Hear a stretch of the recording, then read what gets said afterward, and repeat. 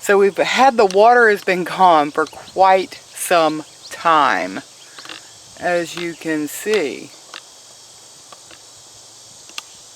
These poor kayaks have been in the mud for a while. You can see we got a little bit of water trying to come back in. But these are the energies that we are encountering right now. Okay? And really that's what's on my mind and on my heart today. Would y'all like to look at something besides that? Well, too bad, because it really accentuates. Do you feel dry? Do you feel interrupted? Do you feel like you're waiting? And it's not necessarily anticipation, you know, that kind of thing, but you're just very aware of waiting. Have you worked hard to see your harvest picked up by others? These are all things that we're feeling right now. And while the overall situation, you know, the trajectory that we are proceeding on that has been created is actually a very positive and fulfilling trajectory. Right now, though, there are going to be waves and pockets of people awakening. And awakening is not this uniform thing that looks the same all the way across the board. Awakening happens in groups and then on individual levels. Everything is like levels. Every group makes a whole, but within that group, there are the individuals that make up the group. So you can't ignore the impact of the individual on the group, no matter how small or large the group is. It can be quite uncomfortable for some of us that see what's going on. We have the bigger picture, as it were. And it can be quite uncomfortable for us because we see what's going on, we see what things are happening.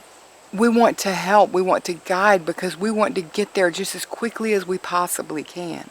Even though the new has already been created, manifested, and we are stepping into it as a collective, some of us are already living the future, not necessarily quietly, but actually quite capable of living the future within our own bubble, as it were, within our own manifestation creation.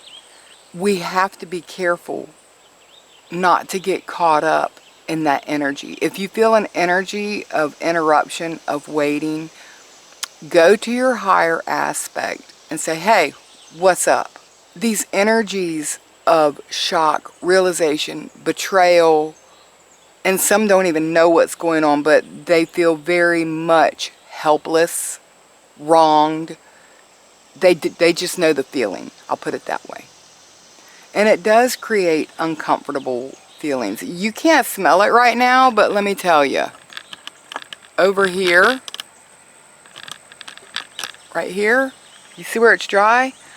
It is the most unpleasant, nasty smell of decay. And if you look right down between these kayaks, you'll see what I'm saying. It may look like fuel in the water, but that is from the material. Over there you see the pine straw on the shore that's blown in there. It's been dry for several days. Not completely dry, but completely dry, and then a little bit of water, but not high enough. That pine straw would not be sitting over there if we had the water come up high enough for it to float. But that's what comes along with it, because that decay, it's so rich in nutrients for the animals, or well, the fish, and even crabs up here, for them to lay their eggs in. It provides the nutrients. When it comes up on the land, even though this is brackish water, which means that it does have a salt content, when we have hurricanes, and trust me, the water comes up to the houses a lot of times, the grass the next spring is so beautiful and green and thick and healthy. And it's because that decay, we do live in the swamp, which is very fertile and very rich. That decay is feeding the new growth. So the decay that we see, here comes the point, right? The decay that we see in our society, in our planet, even in our species, okay?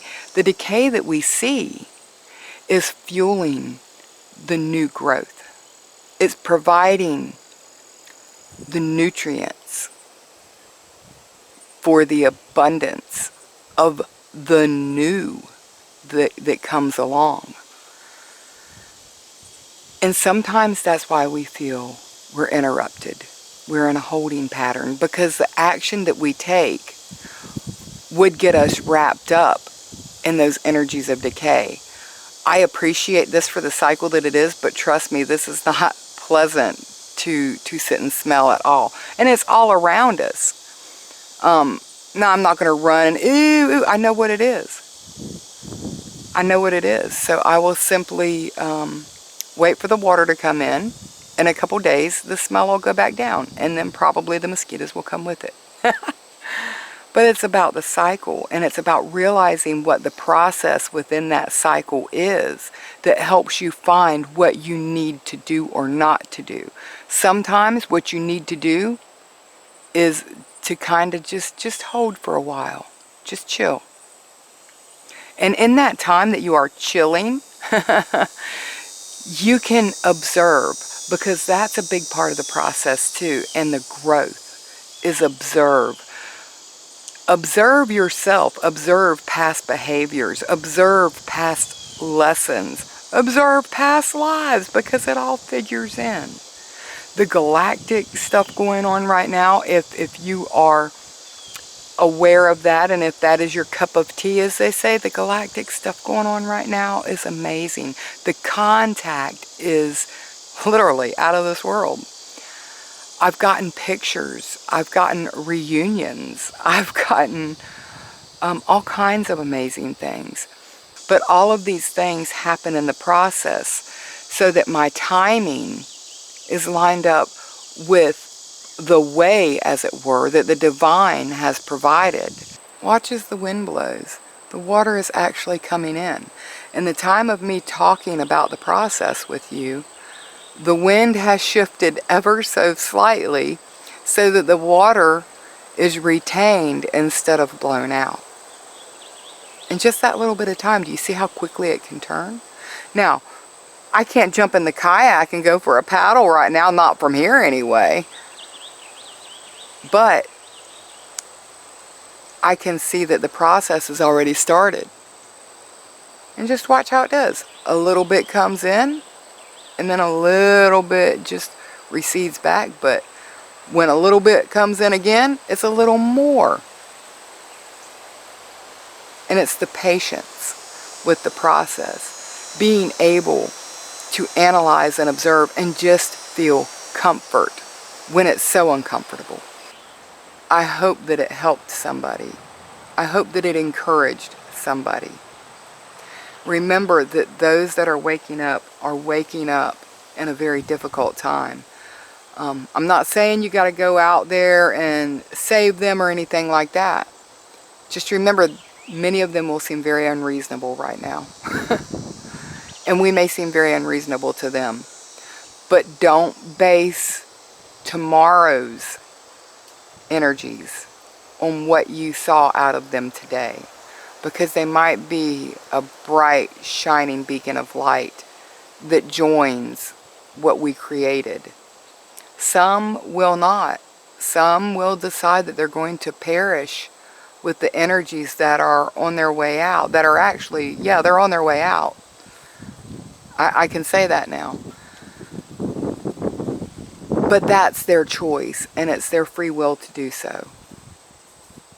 So just be part of that ebb and tide. Know that if you feel you've been interrupted, that you're in a holding pattern, you're not going back and forth.